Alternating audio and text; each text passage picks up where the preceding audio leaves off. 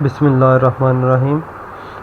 Welcome to the fourth session of virtual screen splitter. अच्छा, C++ की programming में जाने से पहले मुझे कुछ स्टूडेंट्स ने बताया कि जो है ना वो पूछना चाह रहे हैं कि अगर हम अपनी डेस्कटॉप एप्लीकेशन के ऊपर एनिमेशन दिखाना चाहें या कुछ चीज़ों को एनिमेट करना चाहें तो हम कैसे करते हैं। दूसरा ये सवाल पूछा गया कि जो बटन्स होते हैं, डिफरेंट किस्म के ये बटन हैं, तो इनकी जो प्रॉपर्टीज़ हैं इनको थोड़ा सा डिस्कस कर लें ताकि जर्नल अगर हम स्ट्रक्चर बनाएं या किसी और प्रोग्रामिंग या एक्चुअली आपके एग्ज़ाम में अगर हमसे उस्ताद ये पूछ लेता है कि जी आप इस बटन को इस तरह करके दिखाएं, ये उनके कहने पे है कि जी वो कुछ भी कह देते हैं, तो आप वो काम कैसे करेंगे। तो आपके उसके लिए स्ट्रक्चर आपको जो है ना थोड़ा सा इसका समझ आ जाए, तो उसको हम पहले थोड़ा सा डिस्कस कर लेंगे ताकि हमारा जो भी स्टूडेंट है उसको ज़्यादा मुश्किल नहीं हो आगे जाके। अच्छा, जहाँ तक बटन्स की बात है, तो अगर लेट्स सपोज ये मेरा स्टार्ट VSP का बटन है, इसी को मैं राइट क्लिक करूँ और इसकी प्रॉपर्टीज़ में जाऊँ तो ये देखें मेरे पास काफ़ी सारी चीज़ें यहाँ पे अवेलेबल हो जाती हैं। अच्छा, मैं कोशिश करूँगा कि जो मोटी मोटी चीज़ें जो हमें ज़्यादा इस्तेमाल में आ जाती हैं उनको हम देख लें ताकि जो है अगर किसी को उसके हिसाब से काम करना पड़े तो उसका वहाँ पे जाके मुश्किल ना आए। पहली बात, ये तो नेम जो है ये इम्पॉर्टेंट है। डाटा बाइंडिंग जो है ये इसको आप छोड़ दें। एक्चुअली ये WPF प्रोग्रामिंग में ये इस तरह की चीज़ें इस्तेमाल होती हैं, तो आपका जो है ना नॉर्मल डेस्कटॉप एप्लीकेशन में इन चीज़ों से तलक नहीं पड़ेगा। दूसरा, हम डेटाबेसेस को इस्तेमाल भी नहीं कर रहे, तो लिहाजा हम इन चीज़ों को नहीं छेड़ेंगे। अच्छा, नेम जो है ये स्टार्ट बटन, तो इसको अगर हम देखें तो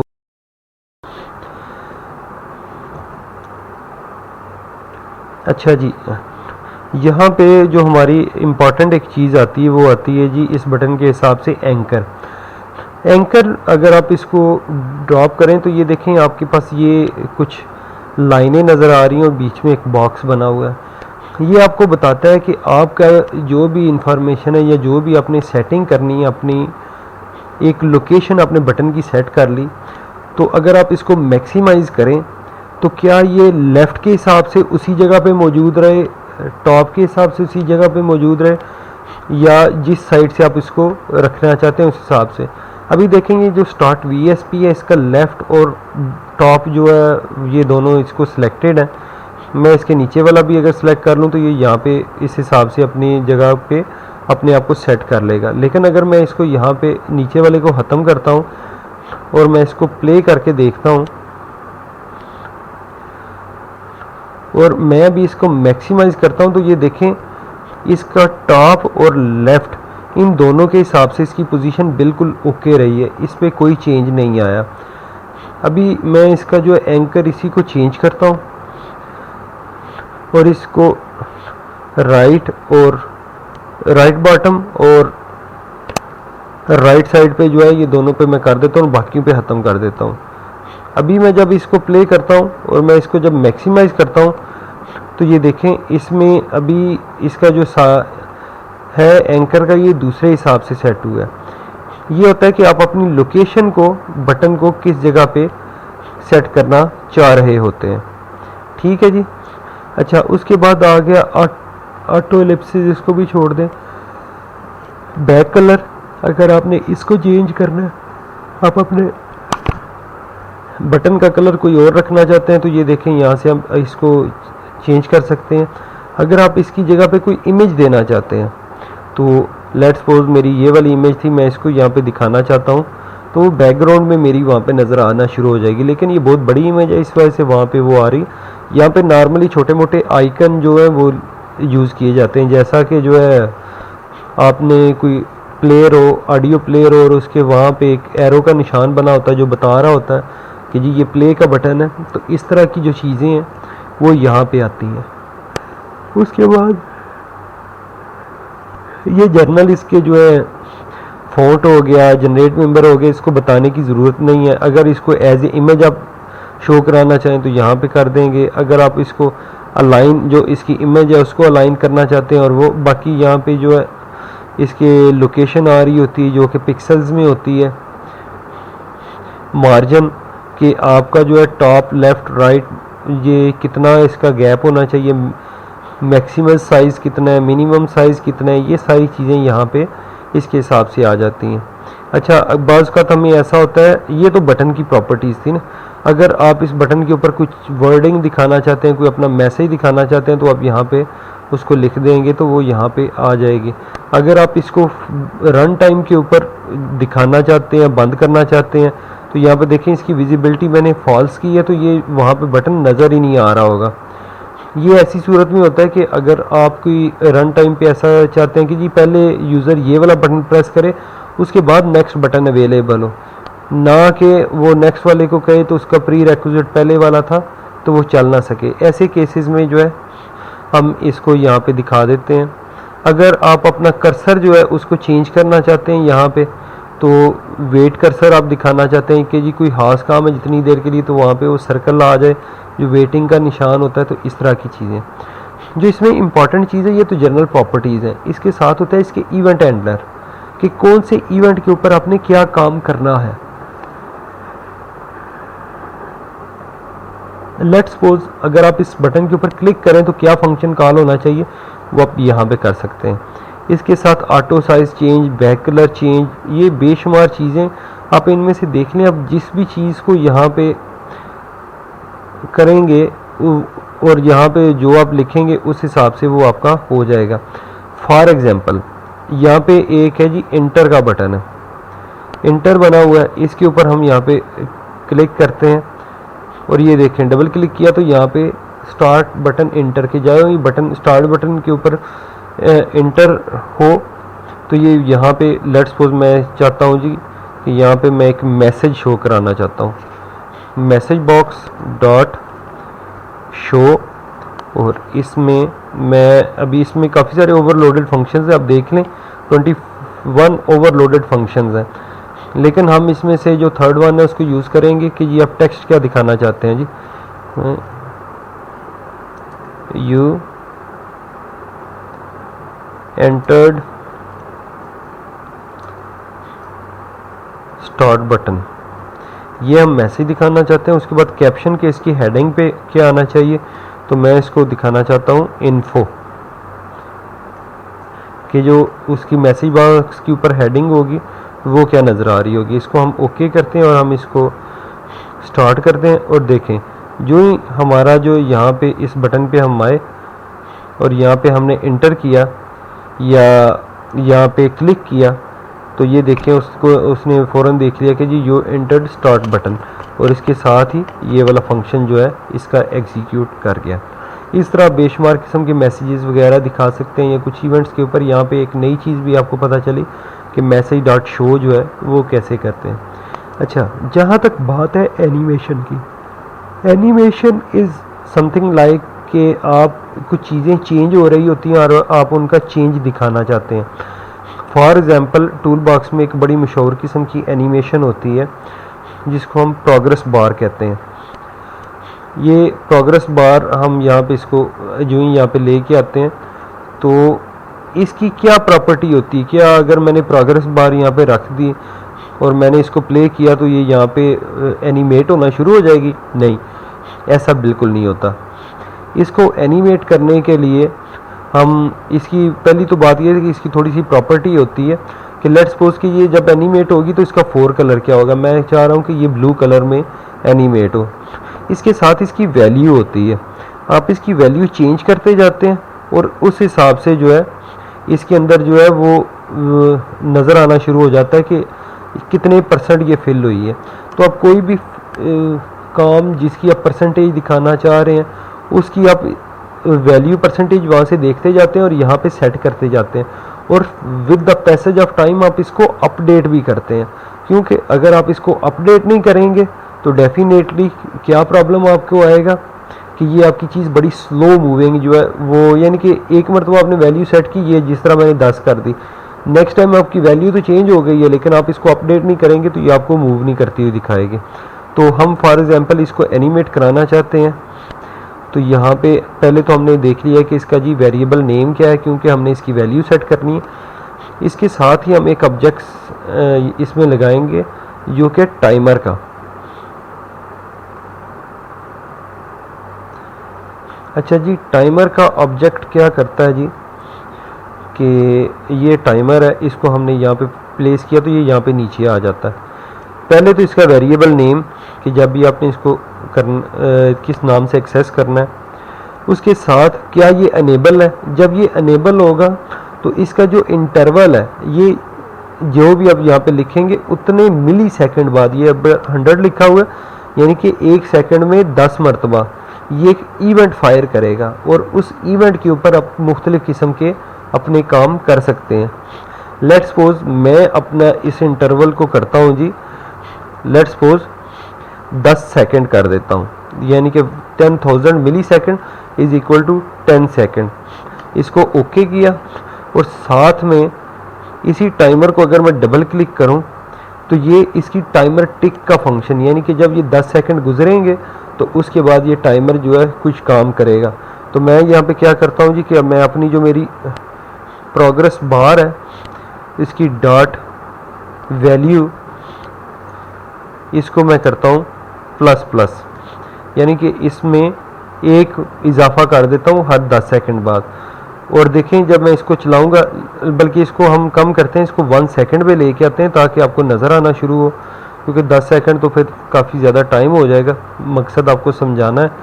और इसकी वैल्यू जो है यहाँ पे अगर हम आए तो यहाँ पे इसकी मिनिमम वैल्यू और मैक्सिमम वैल्यू होती है। तो यहाँ पे आप कुछ भी सेट कर सकते हैं अपनी ज़रूरत के हिसाब से। अगर मैं इसको मैक्सिमम को 10 करता हूँ तो देखें वो फुल होगी, लेकिन मैं इसको जो है कर देता हूँ, लेट्स सपोज हम इसको कर देते हैं 30 कर देते हैं, और इसकी जो स्टार्ट वैल्यू है उसको हम 0 ही करते हैं। और हम इसको, अच्छा इसमें इंपॉर्टेंट चीज़ के टाइमर को इनेबल भी करना होगा। तो अगर F7 प्रेस करें तो इसका कोड आ जाता है, तो हम इसको टाइमर को इनेबल करेंगे इनिशियलाइज में। तो यहाँ पे हमने उसका timer dot enabled is equal to true कर दिया। जो ही हम इसको ट्रू करेंगे तो इसका मतलब है कि ये इनेबल हो गया। अभी हम जब इसको रन करेंगे कोड तो देखें जो हर 1 सेकंड के बाद हमारी प्रोग्रेस बार है वो आगे बढ़ना शुरू हो जाएगी। अच्छा, एनिमेशन ऐसे ही है, आप लोगों ने सबने अपनी बुक्स में पढ़ा होगा कि ये मल्टीपल पिक्चर्स को हम जब आपके पास दिखाना शुरू करते हैं तो वो चीज़ें हमें मूव करती दिखाती हैं। वीडियोस में FPS होती है, फ्रेम पर सेकंड होती है, लेकिन यहाँ पे नॉर्मली हम, चलो ये प्रोग्रेस बार का डेमो हो गया, मकसद आपको कॉन्सेप्ट देना था, कॉन्सेप्ट आपको मिल गया। तो ये आपको इस तरह से आप जो है ना देखें, ये यूँ ही 30 पे गई है, अभी इससे ज़्यादा वैल्यू हो नहीं सकती, तो ये आपको उसने दे दी है exception, argument out of range was, exception was अनहैंडल्ड।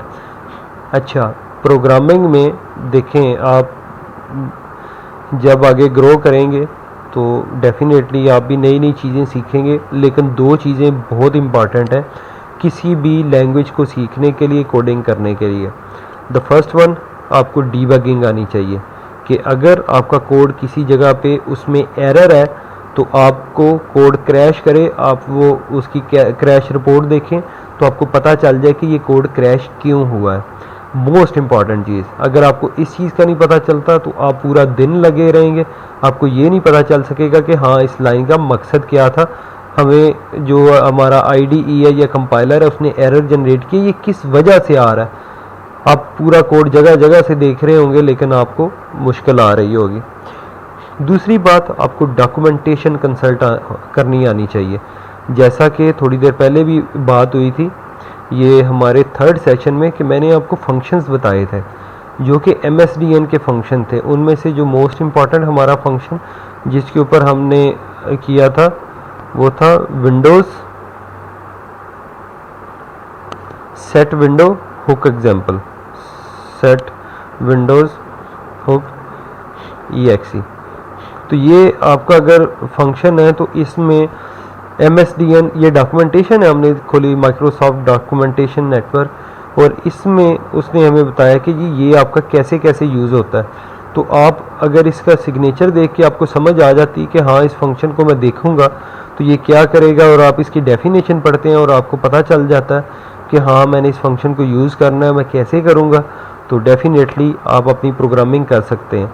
लेकिन अगर आपको ये दो चीज़ें नहीं आती या दोनों में से एक चीज़ भी नहीं आती तो बिलीव मी कि आप एंड ऑफ द डे बहुत मुश्किल में आने वाले हैं। ठीक है जी, ये जो हमारा यहाँ तक का सेशन था ये जर्नल फॉर इंट्रोडक्शन था कि जी आपको थोड़ा सा आइडिया हो जाए कि कैसे हम जो है अपनी प्रोग्रामिंग को देख रहे होते हैं और कैसे इसको आगे लेके जा रहे होते हैं। नेक्स्ट स्टेज में करना तो हमने इसी सेशन में था, लेकिन अभी नेक्स्ट सेशन में हम लेके जाएंगे अपनी जो है इसमें DLL फाइल जनरेट करने के लिए कि उसका कोड कैसे इसके अंदर एम्बेड किया जाता है, कैसे C शार्प का कोड है उसके अंदर आप C++ की DLL जनरेट करके आप उसको यूज़ कर लेते हैं। तो तब तक के लिए नेक्स्ट सेशन के लिए अभी हम क्लोज़ करते हैं। लेकिन ये देखें इसमें से ये जितने भी टूल दिए गए ये सारे के सारे बड़े रैंडमली यूज़ होते हैं, background worker, binding navigator, binding source. तो आप इनको जो है ना एक मरतबा देख लें और इनका यूज़ जो है नेट के ऊपर पढ़ लें। मोस्ट इम्पॉर्टेंटली जिनकी मैं आपको बताऊंगा कि जो वो आपको ज़रूर आने चाहिए, बटन हो गया, चेक बॉक्स लिस्ट, इसकी प्रॉपर्टीज़ भी देखिएगा, कलर डायलॉग, कम्बो बॉक्स, उसके बाद कॉन्टेक्स्ट मेन्यू। अगर आपने यानी कि एक आपका फॉर्म है उसके ऊपर राइट क्लिक करें तो जो मेन्यू जनरेट होता है वो वाला मेन्यू आ गया। डाटा ग्रिड, अगर आप डाटा दिखाना चाह रहे हैं, data set is something else जो आपके बैकग्राउंड से आप डाटा उठा के लाते हैं, डेट टाइम पिकर, इस तरह की ये जो चीज़ें हैं आप इनको देख लें और इनको थोड़ा मजबूत कर लें अपने पास, ताकि जो है आगे फर्दर अपना काम। बल्कि यहाँ पे मैं एक चीज़ ऐड करता जाऊँ, हम यहाँ पे मेन्यू की स्टेप को ऐड करते हैं। मेन्यू को अगर यहाँ पे आप ये मेन्यू स्टेप को यहाँ से उठाएं और अपने फॉर्म के ऊपर रखें तो ये आपके पास मेन्यू स्टेप आ जाती है। इसके ऊपर आप यहाँ पे अपना मेन्यू जनरेट कर सकते हैं। लेट्स सपोज कि मैं यहाँ पे पहला नॉर्मली हमेशा फाइल का ही होता है, दूसरा मैं यहाँ पे दिखाना चाहता हूँ जी कि हेल्प का दिखाना चाहता हूँ। अभी फाइल में पहला मैं अपना फंक्शन देना चाहता हूँ जी स्टार्ट VSP, जो मैंने नीचे बटन बनाए हैं वो मैं ऊपर मेन्यू से भी देना चाह रहा हूँ। उसके साथ जो है मैं एक स्टॉप VSP का दे देता हूँ। अच्छा, यहाँ पे फिर एक चीज़ बीच में आ जाती है कि यहाँ पे अगर मैं सेपरेटर देना चाहूँ, यहीं पे साथ में ये मेरे पास मेन्यू आ रहा है, यहाँ पे मैं इसको सेपरेटर पे क्लिक करूँ तो यहाँ पे एक लाइन बन जाएगी और यहाँ पे नीचे मैं लेट्स सपोज एग्जिट का देना चाहता हूँ तो वो भी आ जाएगा। अच्छा, एग्जिट के ऊपर राइट क्लिक करके अगर आप इसकी प्रॉपर्टीज़ में जाएं तो प्रॉपर्टीज़ में ये सबसे नीचे शॉर्टकट की आ रही होती है कि जहाँ से आप इसका ये सेट कर सकते हैं कि जी आपने इसके ऊपर शॉर्टकट की क्या देनी है कि कौन सा बटन प्रेस करें तो ये वाला काम हो। नॉर्मली एग्जिट के ऊपर हमेशा Alt F4 ही होता है, क्योंकि ये विंडो का डिफ़ॉल्ट भी किसी प्रोग्राम को बंद करने के लिए तो इसी को यूज़ किया जाता है। हम भी Alt F4 को यूज़ करते हैं। और जो ही मैं इसको यहाँ पे ओके करूँगा तो ये मेरी एग्जिट की यहाँ पे की भी आ जाती है। इसी तरह अगर मैं कंट्रोल S से स्टार्ट VSP का फंक्शन कॉल करना चाहता हूँ तो मैं इसको क्लिक करके यहाँ पे अपनी शॉर्टकट की दे दूँगा, ये वो आ गया। और यहाँ पे शॉर्टकट की यहाँ पे मैं इसको देना चाहता हूँ जी कंट्रोल और साथ में S में देना चाहता हूँ, ताकि कंट्रोल S करने से मेरा ये स्टार्ट नॉर्मल ये कंट्रोल S सेव का ही होता है और ये रिकमेंडेड होता है कि जो स्टैंडर्ड चल रही होती है ना चीज़ें सॉफ्टवेयर्स के हवाले से, कंट्रोल S करने से अगर कोई चीज़ सेव हो रही तो आप सेव करने पे रखें, लेकिन इसको जस्ट फॉर डेमो तो कंट्रोल S। अच्छा, इसके ऊपर हमने फंक्शन कौन सा करना है तो ये देखें, इसी के आप इवेंट हैंडलर्स में जाएं और यहाँ पे क्लिक में जाके ड्रैग करें तो आपको सारे नज़र आ जाएंगे जो भी हमने फंक्शन लिखे हुए हैं। तो यहाँ पे ये देखें स्टार्ट बटन क्लिक, हमने यहाँ पे ये वाला फंक्शन इसके साथ लगा दिया। अच्छा, स्टार्ट VSP को अगर हम पीछे जाएं और इसका स्टार्ट बटन क्लिक का जो फंक्शन है इसी को हम यहाँ पे देखते हैं जी और क्या देते हैं जी कि मैसेज यहाँ पे शो करा देते हैं डॉट शो। और यहाँ पे मैं क्या दिखाना चाहता हूँ जी, हाँ मैं दिखाना चाहता हूँ जी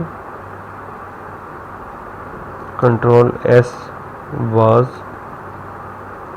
प्रेस्ड।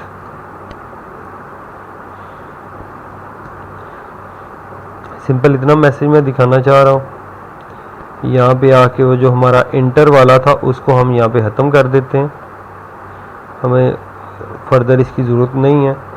और हम इसको रन करके, अच्छा जो ये सामने आया देखिए माउस मेरा दूसरी साइड पे, मैं कंट्रोल एस प्रेस करता हूँ तो वो मुझे बताता है कि ये वाला फंक्शन जो है ये कॉल हो गया है। और इसके साथ ही अगर मैं ऑल्ट F4 करता हूँ तो ये मेरी एप्लीकेशन जो है वो यहाँ पे, लेकिन देखें नॉर्मली ऑल्ट F4 के ऊपर ये बंद हो जाती है, लेकिन अभी नहीं हो रही क्योंकि हमने एग्जिट के ऊपर किया और एग्जिट के ऊपर हमने कोई फंक्शन लिखा नहीं हुआ, इस वजह से ये काम नहीं कर रही।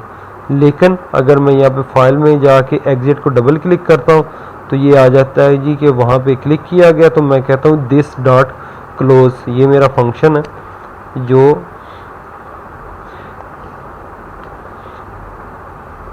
क्लोजिंग का फंक्शन है। तो मैं इस यहाँ पे साथ में मैसेज भी जनरेट करा देता हूँ कि जी क्लोजिंग यूजिंग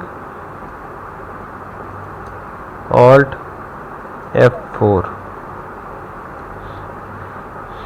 अभी हम देखें, अभी दोबारा जाके अगर वहाँ से मेन्यू से मैं करूँ फिर भी यही मैसेज आएगा, क्लोजिंग ऑल्ट F4। और इसी तरह अगर मैं कीबोर्ड से करूँ तो फिर भी वही मैसेज आ रहा है और साथ में क्लोज हो रहा है।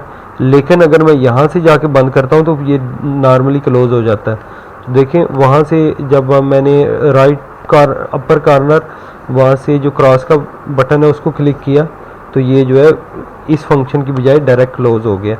तो ये मुख्तलिफ़ किस्म की अप्रोचेस थी जो आपको दिखाना मकसूद था कि आपको अगर किसी यहाँ पे कुछ डायनामिक चेंजेस करनी पड़ जाए तो वो आप इसकी मदद से कर सकें, थोड़ा बहुत आपको C# का प्रोग्रामिंग का आइडिया हो जाए। बाकी अपना जो प्रोजेक्ट के हवाले से है वो नेक्स्ट सेशन में हम देखेंगे कि हम DLLs की तरफ जाएं और DLL बनाएं और उसके अंदर अपनी कोडिंग को स्टार्ट करें। तब तक के लिए अल्लाह हाफिज़।